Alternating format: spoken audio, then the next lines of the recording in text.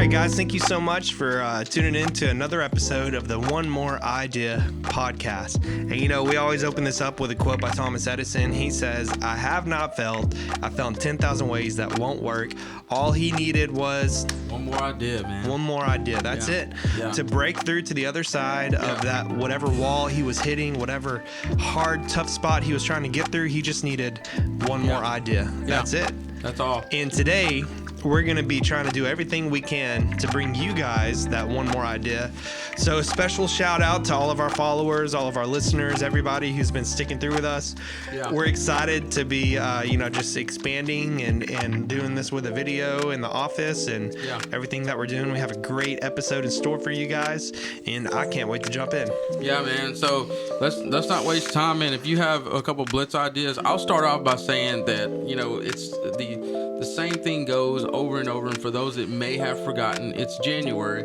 So if you haven't already prepared your goals or at least a few ideas of some habits that you might want to cut out, then this is a time to go ahead and start thinking about, what's it going to look like for you? Like, let's start designing 2022.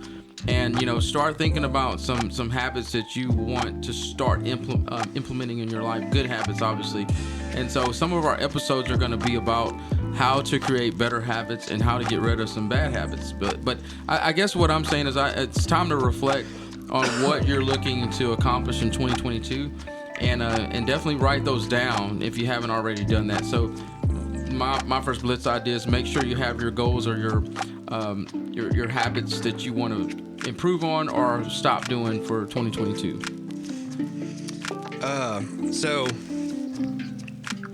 check this out. Did you hear about the mathematician who's afraid of negative numbers? No. He'll stop at nothing to avoid them. I like that. I just wanted to pull up some jokes here. Yeah, that was a good one. Oh, did I say musician? You said mathematician. Okay, I thought I said musician. No, mathematician. He'll stop at nothing to avoid them. That was really funny. So, let me see. Why do we tell actors to break a leg? I don't know. Because every play has a cast. Oh yeah. Pretty funny. Okay, here one more. Wow, this is funny. Helvetica in Times New Roman walk into a bar. And what does the restaurant bar owner person say? No idea, man. "Get out of here," shouts the bartender. "We don't serve your type." That's Get funny. it? Helvetica, Times New Roman. Yeah. See, we just got to get funny. a little bit of funny jokes, laughing. This podcast is always so serious. Yeah. And I feel like maybe that's something we can start doing with the Blitz. Yeah, of course. Yeah. I'm kind of going off the cuff here. Throw some jokes out there, man. Yeah, we'll always start with some jokes. How about that? Yeah, I like it. So, I think you're going to love this. We're going into Idea Blitz. Nothing is impossible. The word itself says, "I'm possible." Tell me that's not good. That's a shift in perspective. Wow, yeah. Wow, that is good.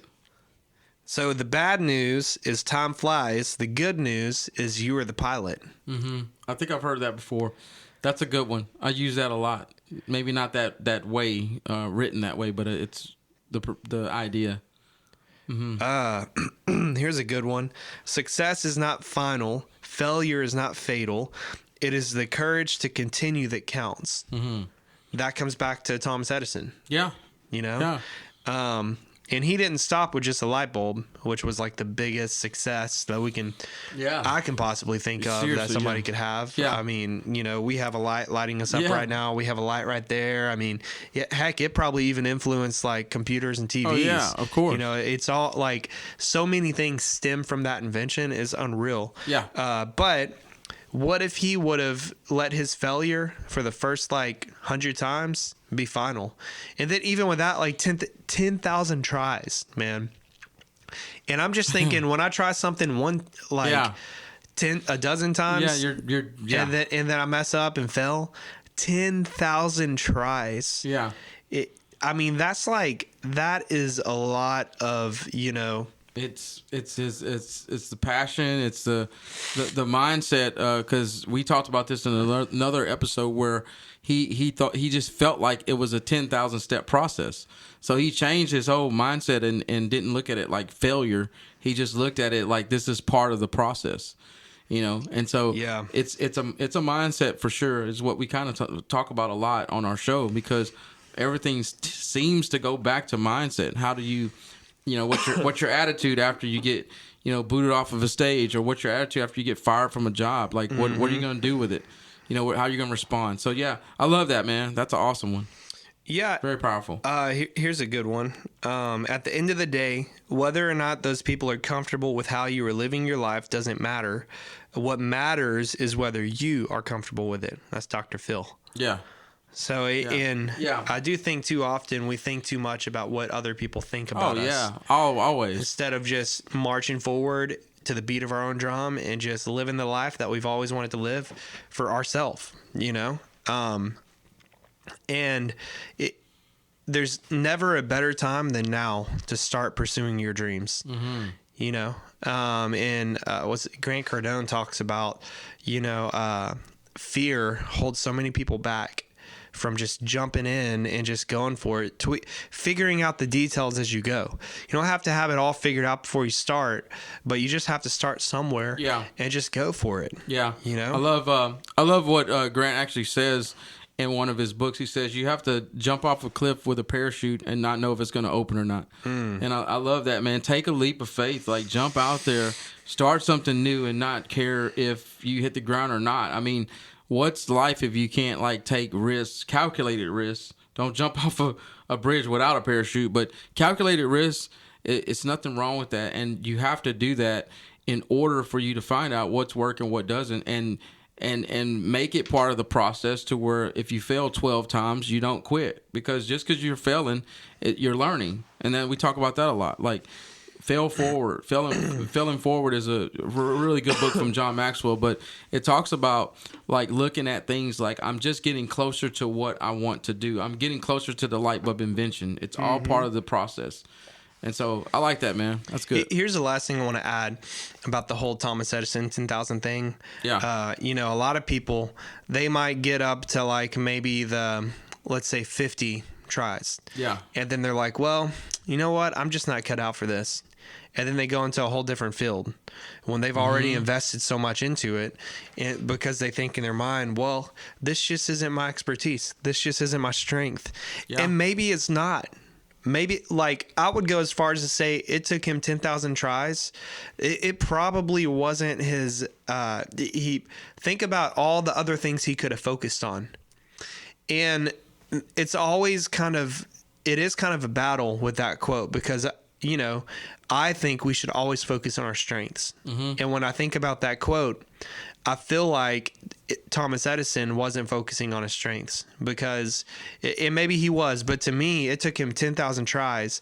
I feel like he was working in a weak area. Yeah. Okay. Yeah. And this can be powerful, because maybe he was like, this will be one of the greatest inventions that the world has ever seen. Right. So he knew the importance of working in his weakness. He knew the importance of persevering. He knew how important maybe the why behind it was. Yeah. He had his why was bigger than his, challenge or his obstacle.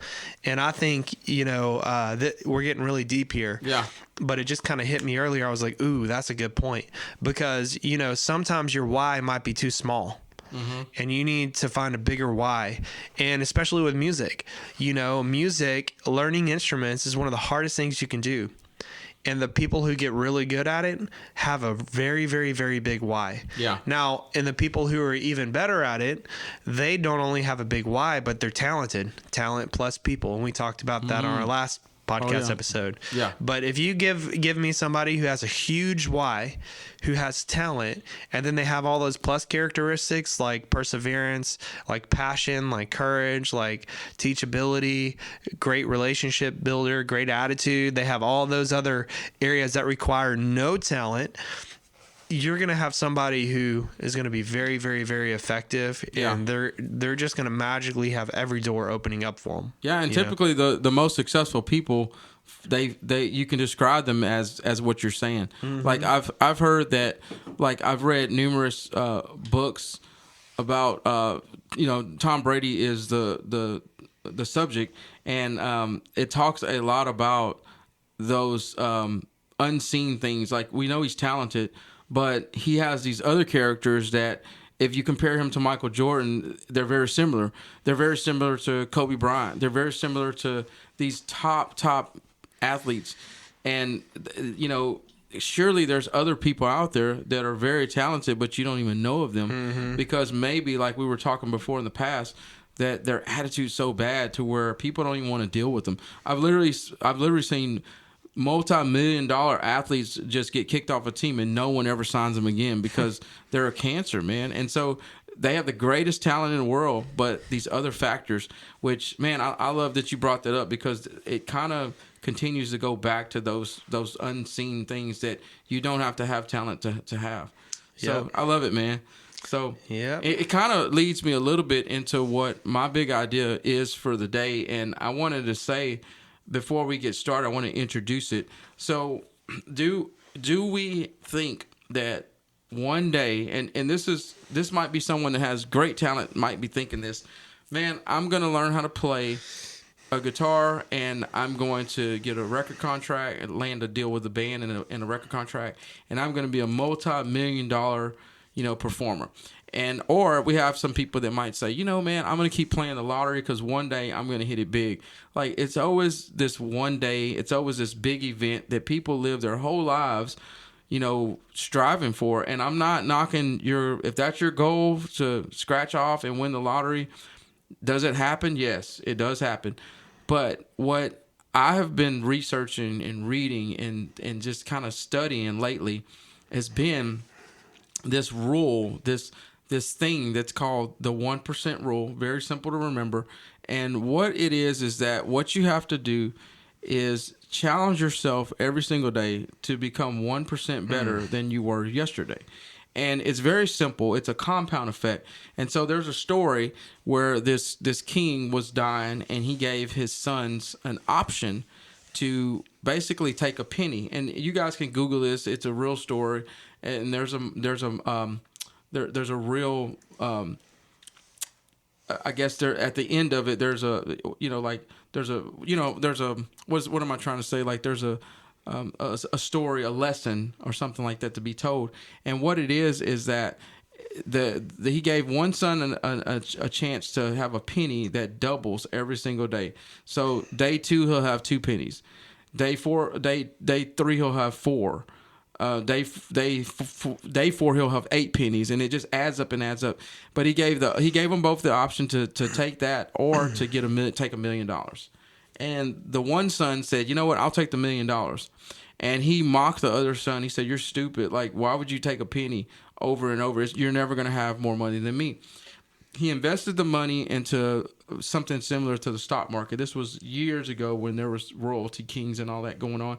He invested in the stock market, and he actually had a bad experience. He lost a ton of money, and he was almost flat broke within 1 year. Well, throughout this story, they go back to the other son that took the compounding penny, and he had $8 million after his first year, right? So the son goes back to him and said, the brother goes to him and says, how did that happen? And he said that if a penny doubles every single day, then basically at the end of the month, I have so much more money than if I took the $1 million. And so I put that, and I'm about to let Michael jump in, but if you put that in perspective in your life, if you're doing something every single day to get 1% better, then you're essentially compounding. You're compounding things that normally would take forever for you to achieve, but because you're actually adding something to it. So a podcast, reading one chapter of a book every single day will get you 1% better. Like maybe taking an online course will get you 1% better. Maybe working on like speakers that Michael was working on every single day, studying. I mean, what could that look like? Like, here's something else. What about if you exercise 30 minutes more a day every single day? You're getting 1% better, but how does that compound over time. And here's the last thought, and I'll let Michael comment, is that the reason why, because most people say, well, I don't do that because. Here's the number one answer why people don't do that. The 1% better is because they say, man, that 1% stuff, like I never see results. If I would work out 30 minutes a day extra, I'm not going to see immediate results. I'm not going to be ripped next week. But at the end of the year, what is that going to look like for you? What if you save an extra $10 out of every paycheck? You're not going to see an immediate increase. You're going to have $20. But at the end of the year, and at the end of 3 years, and the end of 5 years, what is that going to look like for you? So I'm going to hush because I'm really excited to hear what Michael has to say about that. But that's my big idea for the day. Don't get too excited. Because I just want to break the ice with a joke.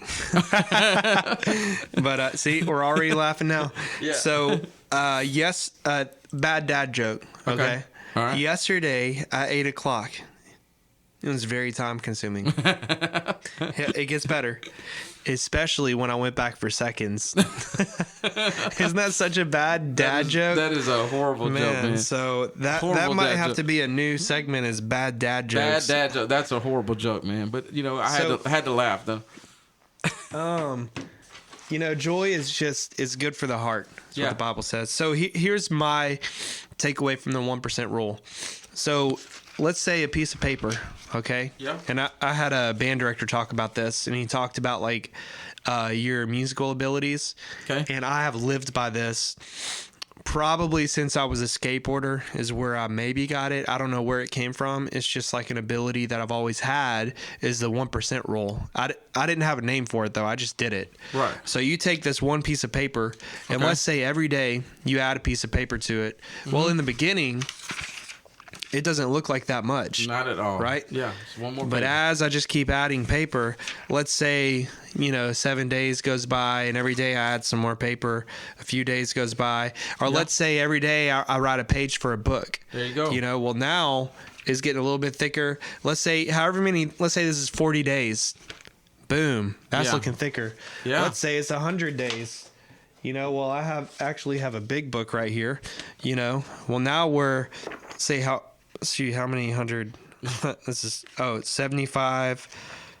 Now we're 100 days. Every day I write a page. Right? Yeah. This is 147 days, 116 days right here.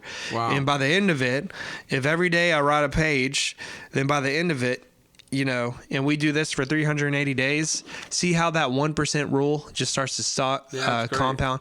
And let's say some of those days I maybe wrote 3 pages, or I always tell people on the production team at our church, because they're like, how'd you get to where you know how to do so much in the production booth? Every week I learned at least one new thing. I learned how to do the lights better. I learned how to tweak this EQ on the soundboard. I learned how to plug this cable into this, or reroute it like this, or do this on the board. And when you stockpile that every single week, in a lot of those weeks, I was probably learning a dozen things or more, honestly. So you do that for 4 years. I've been in our church since 2017, or more than 4 years. What do you think is going to happen at the end of the year? Yeah. I mean, if you do it for 3 months, every single day you're learning something new. You're watching tutorial videos. Now we have YouTube. Yeah. Back in the day, we didn't.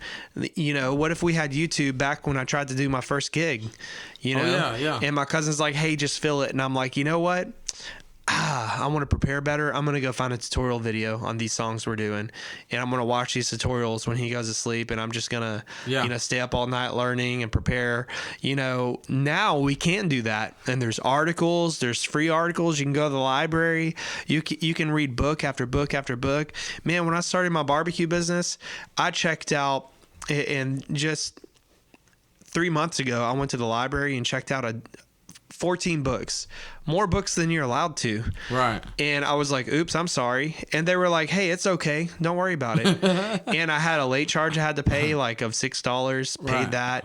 And I have another late charge I have to pay, $14, but I can pay it whenever I want. But I got hundreds of recipes on sides, on the main dishes, on everything.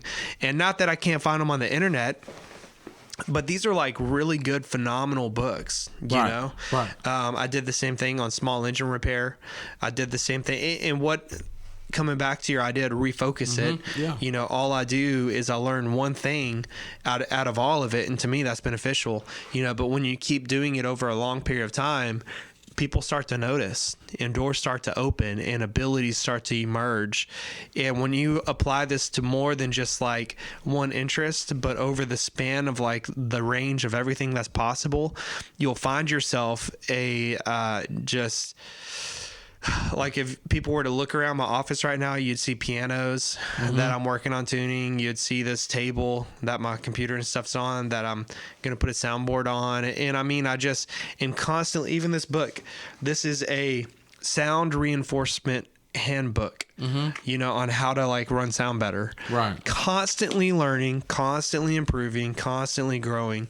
I don't even know what it's going to be like 5 years from now for me. Right. Because I'm just never limited to one lane, to one area, to one expertise. Yeah. I'm constantly learning and growing in all these areas, at least 1% better always. So I'm kind of on a rant right now, but you struck a nerve with me. And this is an area that I very, very, very strongly believe that you guys really, if you're not doing it, you should do it, and you will thank us later because you'll find at the end of it, if you do it for like, I don't know, try it for, they say 28 days to create a habit. Yeah. Pick something that you're going to do for 28 days. And in the book, they actually have a 2-minute rule that I thought was pretty cool. Okay. If it takes less than 2 minutes, then do it now. And he says, generally, you'll find that any habit can be scaled into a 2-minute version. So like read before bed each night becomes read 1 page before bed each night.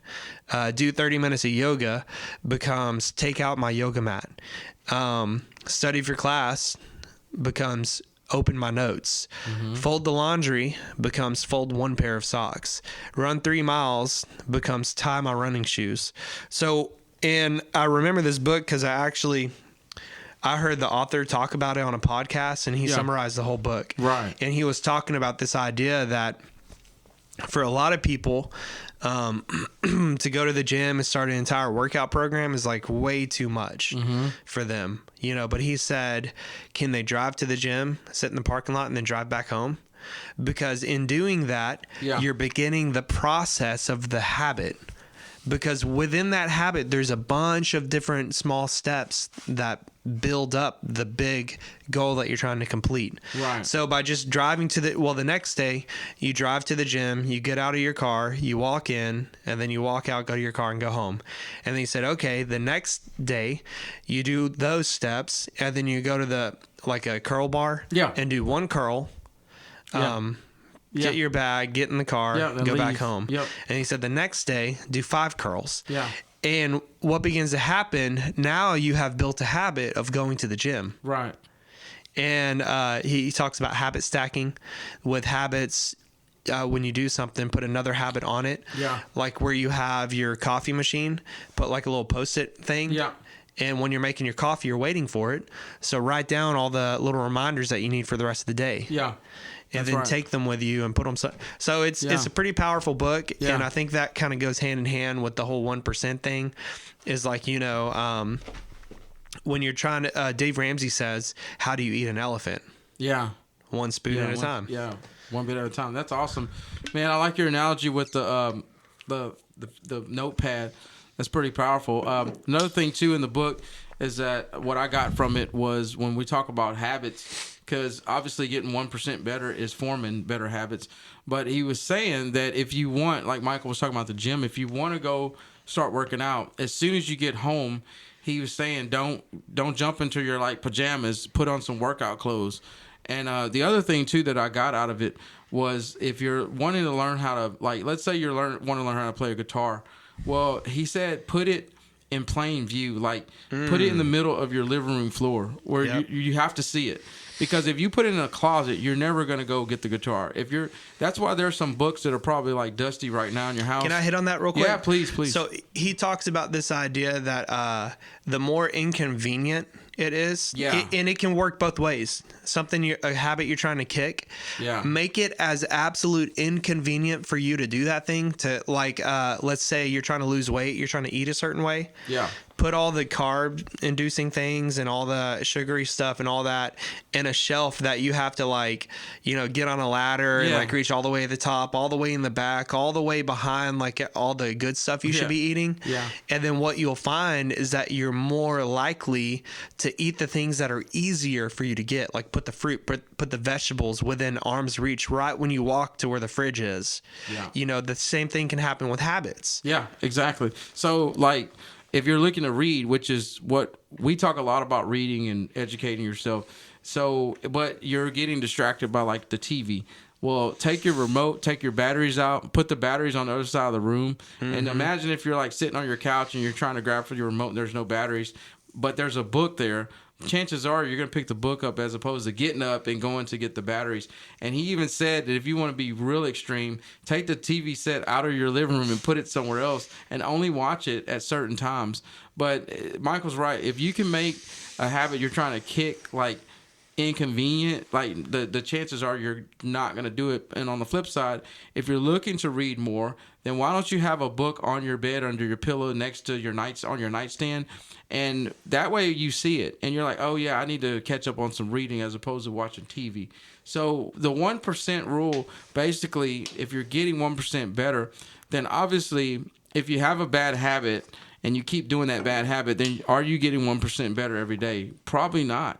But if you're doing something better, implementing more positive habits than you are. So if you're not a reader, then you can start, like he said with the gym, then you can start by reading one page of a magazine article that, one a day, or maybe whip out your YouTube. We talked about YouTube, and watch one motivational video every morning and replace the morning news, So there's ways that you can get 1% better. Before we close out, obviously me and Michael, I want to kick some ideas on some ways that we could throw out there, some ideas on how to get 1% better. For me, like mine is definitely the game changer for me has been reading like a little bit a day to the point where I got to where it's chapters a day.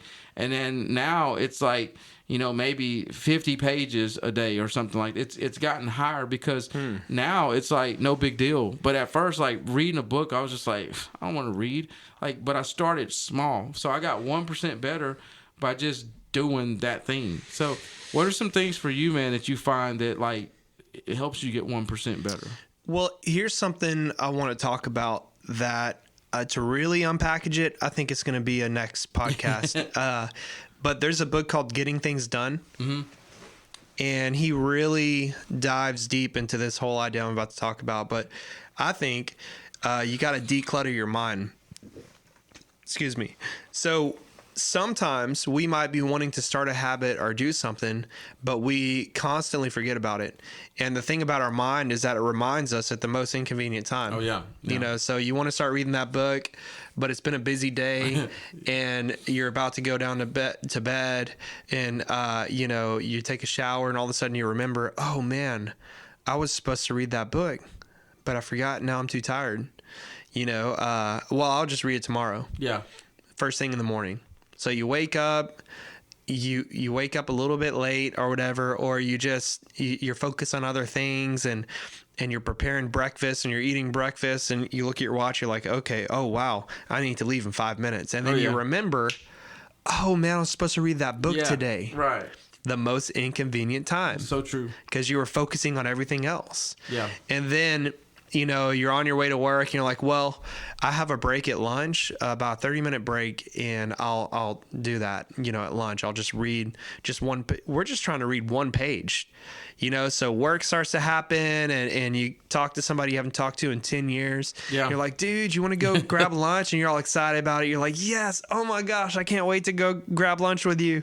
And the process repeats itself. Right. You're on your way to eat lunch with your friend and your brain reminds you, don't forget it, which is actually a good time to remember, because remember before lunch, it was a good time to remember.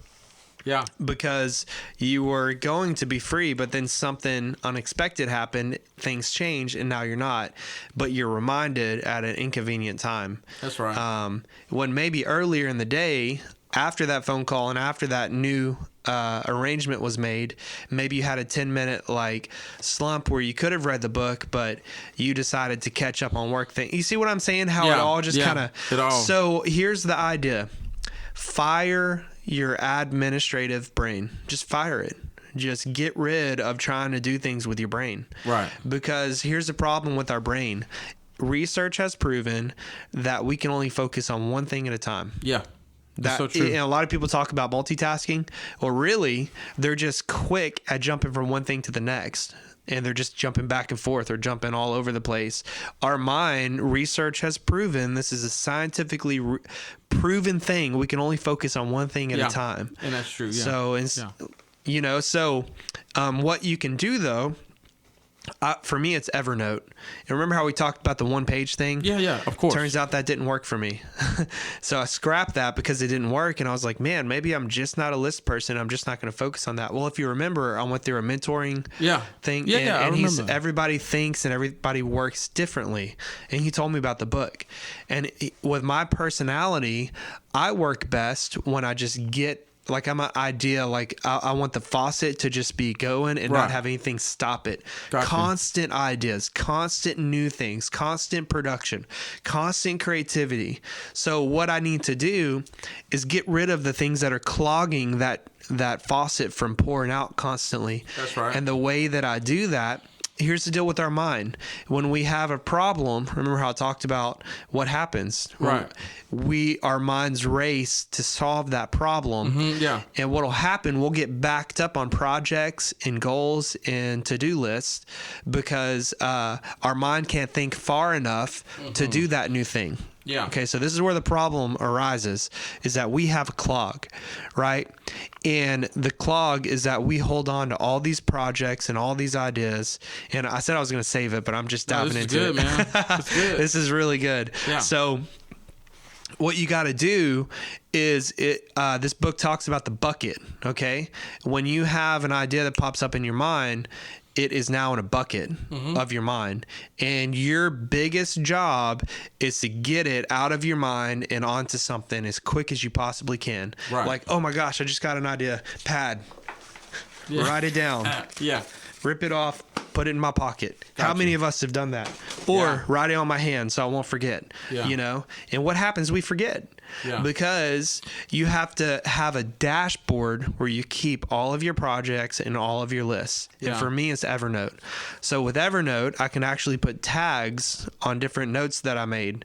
And my Evernote has like probably by now hundreds of tags of like recipes, awesome websites, restaurants, Houston restaurants, cool places to go to, random things and important things, staff meeting notes, and then I can put a tag on it or I can just search for it.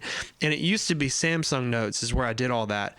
But the reason why I swapped to Evernote is because Evernote not only allows you to categorize your notes, but let's say I make a checklist on one of my notes, I can go to where it says tasks, and per all my notes, it categorizes all my tasks to where I can see them, and when I check it off, it disappears. Wow. So Evernote is like a really powerful tool for me. And I think everybody has a dashboard where they put notes and things. And my on the topic of 1% and getting better at things. Sometimes you might be having too many things on your mind and you need to declutter it by getting better at your dashboard where you keep all those things at.